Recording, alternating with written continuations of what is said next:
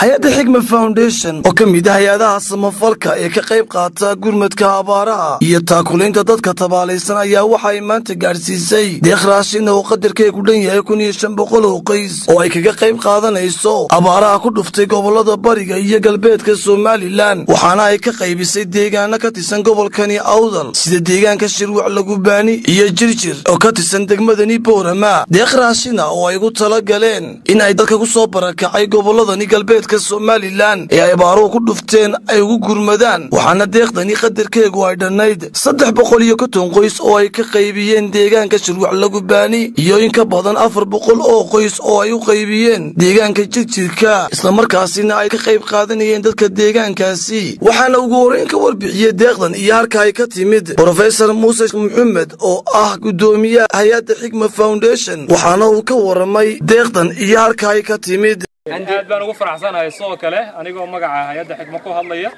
in Basra iyo team culus oo runtii aanan magacadooda sheegi karin oo halkan wada joogo aan kala qaadi karin oo ah ciidanka madaxda deegaanka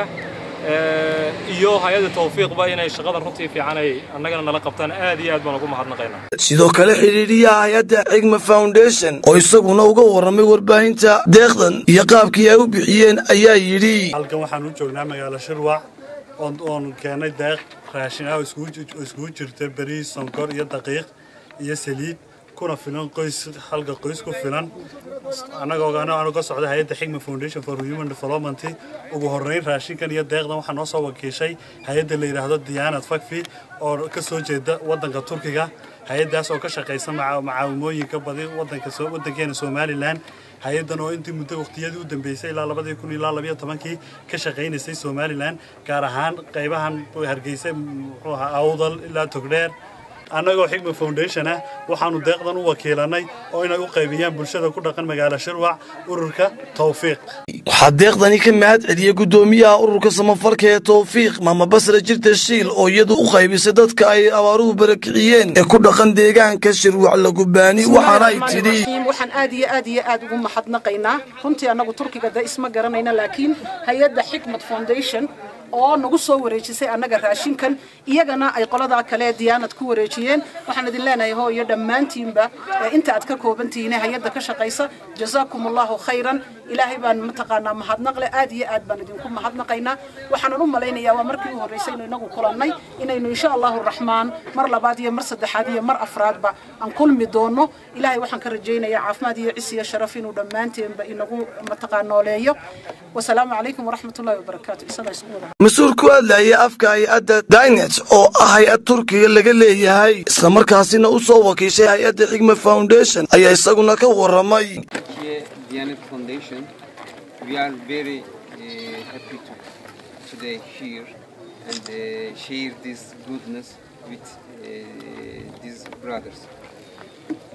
marka ugu horeysay wuxuu yiri salaamu calaykum waraxmatullaahi wabarakaatuh Alaykum asalaam waraxmatullaahi wabarakaatuh waxaan ka soconaa buulay hay'adda la yiraahdo Turkey Diyanet Foundation oo ka jirta dalka Turkiga aad baan ugu faraxsanahay inaan halkan nimaadno oo intan yar aan idin la wadaagno we are bringing the greetings our president of Turkey Ustaz Recep Tayyip Erdogan waxaan salaan diiran idinka sidnaa buu leeyahay hay'adayada oo cid ugu sareysana ay tahay madaxweynaha dalka Turkiga oo Allahu akbar and greetings from our president of foundation Ustaz Mehmet Görmez madaxa kale ee hay'adda oo ah Ustaad Maxamed Görmezna salaan baan idinka sidnaa Allahu akbar they are all very happy to make this operation. aad iyo aad bay ugu faraxsan yihiin inay wuxuun idin soo gaarsiiyaan as a Diyanet Foundation we really thank you the Xigma Foundation for making organize this good ceremony and well organized.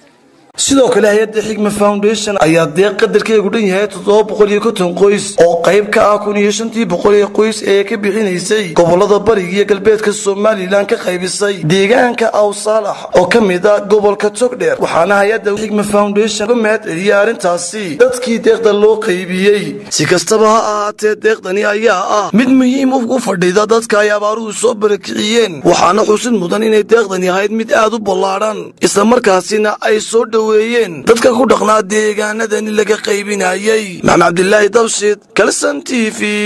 magaalada Boorama